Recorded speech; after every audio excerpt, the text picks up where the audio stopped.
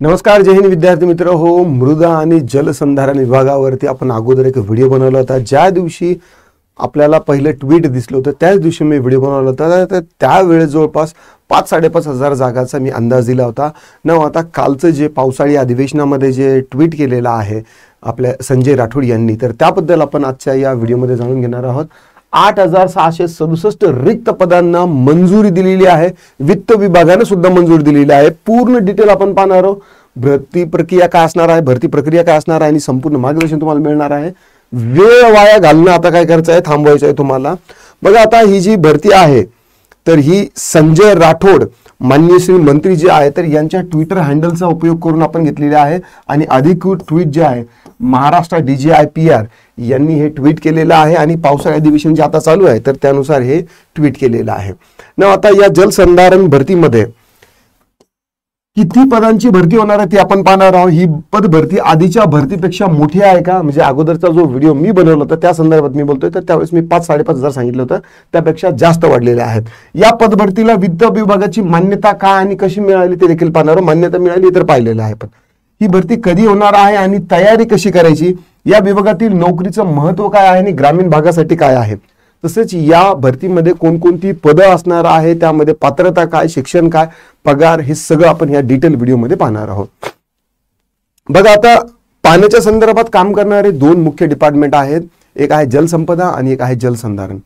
आता जे पावसाचं पाणी पडतं त्या पाण्याच्या विषयी जे योजनाबद्ध काम करून पाण्याची पातळी जे उंचावण्याचं काम आहे तर ते आहे मृदा व जलसंधारण विभागाचं. म्हणजे मातीचा कस सुधारायला पाहिजे, ठीक आहे, आणि पाण्याची पातळी जी आहे तर ती भूमिगत पातळी वाढली पाहिजे, यासाठी हे डिपार्टमेंट काम करतं. जलसंपदा हे काम काय करतं की मोठमोठाले जे धरणं आहेत, तलाव आहेत, त्या तलावांचं पाणी पिण्यासाठी आणि MIDC साठी कशा पद्धतीने योग्यरित्या देता येईल यासाठी जे काम करतं ते आहे ते जलसंपदा विभाग. जलसंपदा विभागाची मागच्याच वर्षी भरती झाली होती. जलसंपदा विभागामध्ये खूप झालं तर 20-25 पदं सध्या रिक्त असतील. जलसंपदा विभाग या वर्षी तरी मला वाटतं की जाहिरात येणार नाही. जलसंधारणावरती आपण आता बघूया की कोणकोणती पदं आहेत आणि काय काय असणार आहे. बघा, आता हे विधान परिषद लक्षवेधी हे ट्विट आहे. या ट्विटमध्ये विधान परिषदेबद्दल माहिती दिलेली आहे.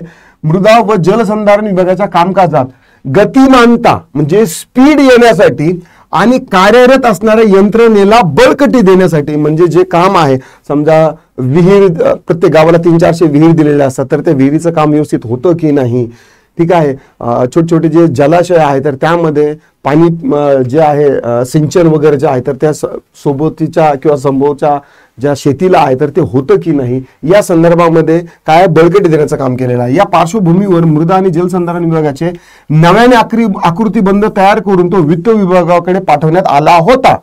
म्हणजे ही जी पदं भरणार आहे यांची पगार शासन त्यांच्या रिटायरमेंट पर्यंत करू शकतं की नाही, असा आकृतीबंध या वित्त विभागाने काय केलेला आहे, मंजूर केलेला आहे.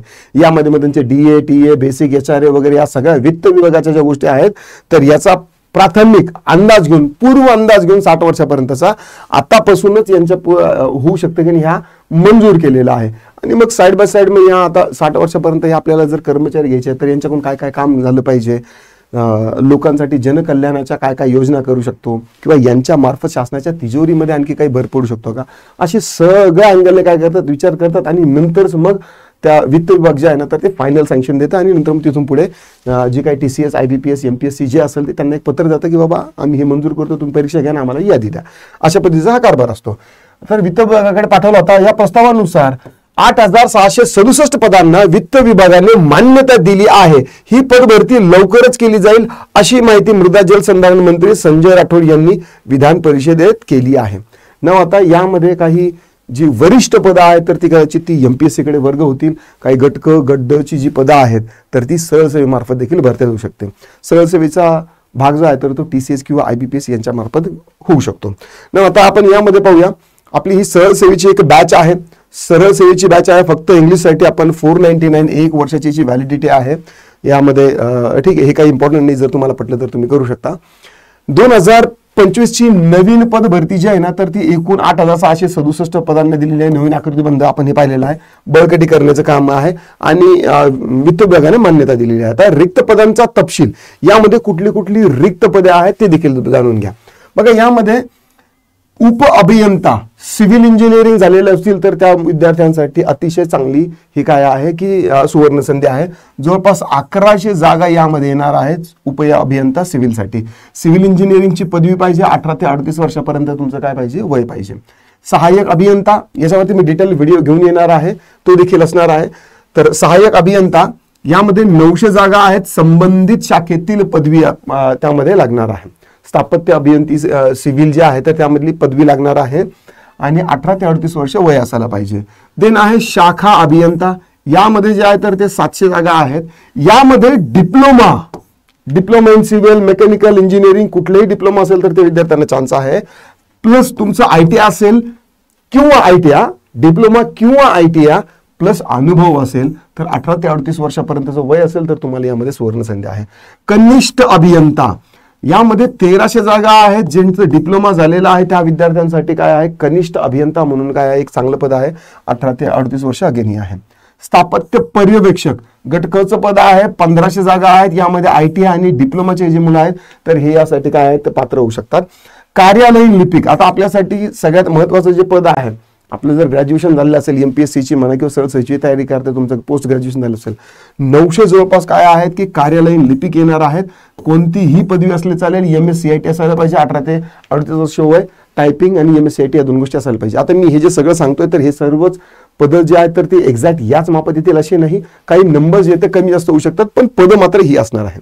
देन आहे लेखनिक म्हणजे काय की टायपिस्ट समजा जवळपास, तर यामध्ये 500 पद असणार आहे. यांचं बीकॉम ज्यांचं झालेलं आहे ना, बीकॉमचं विद्यार्थ्यासाठी लेखनिक ही जे पद आहे तर हे तुम्ही करू शकता. यामध्ये लेखाज्ञान आवश्यक आहे, 18 ते 38 वर्ष वय आहे. न आता प्रयोगशाळा सहाय्यक, ज्यांचं 12वी सायन्स झालेलं आहे आणि डिप्लोमा झालेला आहे तर असे विद्यार्थी 18 ते 38 वर्षाच्या आत असतील तर हे या पदासाठी काय करू शकतात, अप्लाय करू शकतात. आतापासूनच तुम्ही या पदांची तयारी करा. जे कोणी आपले मित्र असतील, नातेसंबंध कोणासोबत असेल, जिगरी मित्र असतील, त्यांच्यासोबत जर त्यांचं इंजिनिअरिंग झालं असेल, डिप्लोमा झालेलं असेल, ITI झालेलं असेल किंवा त्यांचं प्लेन BSc म्हणा किंवा ग्रॅज्युएशन झालं असेल, त्यांना हा व्हिडिओ सेंड करा. वाहक आणि वाहन चालक, आता यामध्ये 200 जागा असणार आहे. 10वी पास जर असेल तरी यामध्ये चालतं आणि वाहनचा परवाना चालतो. आता ST महामंडळाची भरती येणार आहे तर त्यामध्ये हेवीचं लायसन लागतं. इथे तुम्हाला हेवीचं लायसन लागणार नाही, तुमचं लाईट LMV लाईट मोटर व्हेकलचं लायसन जरी असलं तरी चालतं आणि तुम्हाला 18 ते 38 वर्ष वय असणार आहे. ST महामंडळ भरती आणि याच्यामध्ये फक्त एवढंच फरक आहे, ST महामंडळासाठी तुम्हाला बॅच बिल्ला लागणार आहे. इथं काही बॅच बिल्लाची आवश्यकता नाहीये. बॅच बिल्ला यासाठी की तुम्ही माणसं ज्या वेळेस एका ठिकाणाहून दुसरीकडे नेतात तर ती मानवी तस्करी आहे की नाही याच्यासाठी, म्हणजे एक शासकीय नियंत्रण आहे की तुम्ही माणसांना इथून तिथे जायचं असेल तर तुम्हाला म्हणजे ट्रान्सपोर्ट करायचं असेल मानवी तर त्यासाठी तुम्हाला काय आहे की बॅच बिल्ला लागतो, नाहीतर ते इलिगल धरले जातं ते. ठीक आहे, तर हे 18 ते 38 वर्ष आहे. शिपाई आणि परिचर, ज्यांचं 8वी 10वी 12वी पास आहे त्यांनी देखील तयारी करू शकता. 150 पद जे आहे ते अप्रॉक्सिमेट याचे येणार आहे. 18 ते 38 वर्षापर्यंत यामध्ये काय असणार आहे, वय असणार आहे. आता अपेक्षित परीक्षा पद्धत आणि अभ्यासक्रम काय असणार आहे ते पण लगे हात पाहून घेऊया. बघा, आता या पदांसाठी सामान्य परीक्षा पद्धत असणार आहे. परीक्षा स्वरूप काय आहे, लेखी परीक्षा असणार आहे, MCQ फॉर्मॅटमध्ये असणार आहे. एकूण मार्क जे आहेत ते 200 आणि वेळ काय आहे 2 तास, म्हणजे T20 120 बॉल 200 मार्क. आपलं T20 क्रिकेटचं मॅच सामना असणार आहे, म्हणजे सरळ सेवे मार्फत होणार आहे. काही पदं जी आहेत तर ती वरिष्ठ जी पदं आहेत तर ती कशा मार्फत भरली जाऊ शकतात, MPSC मार्फत. नाव आता प्रमुख विषय आणि गुणफळ. प्रमुख विषय कोणकोणते आहेत बघा, सामान्य ज्ञान आहे, मराठी आहे, इंग्रजी आहे, गणित आहे आणि बुद्धिमत्ता आहे. 1 2 3 4 5 गणित आणि बुद्धिमत्ता हे सरासरी यामध्ये आहेत. ठीक आहे, तर सामान्य ज्ञान जे आहे तर ते 25 प्रश्न 50 मार्क असणार आहे. मराठी भाषा 25 मार्कासाठी असणार आहे. इंग्रजी 25 मार्कासाठी असणार आहे. गणित जे आहे तर ते 50 मार्क आणि बुद्धिमत्ता जे आहे तर ते 50 मार्क. आता गणित आणि बुद्धिमत्ता हे यांना मार्क जास्त असू शकतात का, कारण की आता इंजिनिअरिंगचं काम जर झालेलं आहे, इंजिनिअरिंगचे विद्यार्थी म्हणजे त्यांचा ॲनालिटिकल ब्रेन जो आहे तर तो चांगला असतो, म्हणून इथे 50-50 मार्क जे आहेत तर ते गणित आणि बुद्धिमत्ताला असतील ना. आता यामध्ये अभ्यासक्रम काय असणार आहे? सामान्य ज्ञानमध्ये चालू घडामोडी, महाराष्ट्र विशेष शासन योजना, अर्थव्यवस्था, मराठीमध्ये तेच आपलं वाक्यरचना, अर्थ, विरुद्धार्थी, समानार्थी, पर्यायी, अपठित गद्यांश, इंग्लिश जे मी तुम्हाला शिकवणार आहे, ग्रामर, सिनोनिम, अँटोनिम, कॉम्प्रिहेन्शन, तुमचं स्पॉट देअरर, सगळे parts of speech, active voice, passive voice, हे सगळं आपण यामध्ये पाहणार आहोत. गणित, सरासरी, टक्केवारी, काम, काळ व वेग, नफा तोटा, अनुपात, प्रमाण हे देखील आहे. बुद्धिमत्तामध्ये series, coding, decoding, blood relation, direction, puzzle हे सगळे यामध्ये असणार आहे. आता तांत्रिक पद पण असणार आहे. यामध्ये तांत्रिक पदासाठी विषयावरती तुमचा जो विषय आहे तर त्यावरती 100 मार्कांची स्वतंत्र परीक्षा होते. ठीक आहे, यावरती काय 100 मार्काची स्वतंत्र परीक्षा होणार आहे. जसं की RCC आहे. आता जिथं आपल्याला काही काम करायचं आहे तर ते सिमेंट कॉन्क्रीटचं असणार आहे तर ते RCC, then concrete tech, fluid mechanics, surveying, estimation आणि कॅडचं, ऑटोकॅडचं बेसिक जे आहे तर ते तुमचं यामध्ये काय असणार आहे, तांत्रिकमध्ये असणार आहे ना. आता पुढील पावले आणि अभ्यासाची दिशा बघा. भरती जाहीर झाल्यानंतर लगेच जाहिरात अपेक्षित आहे.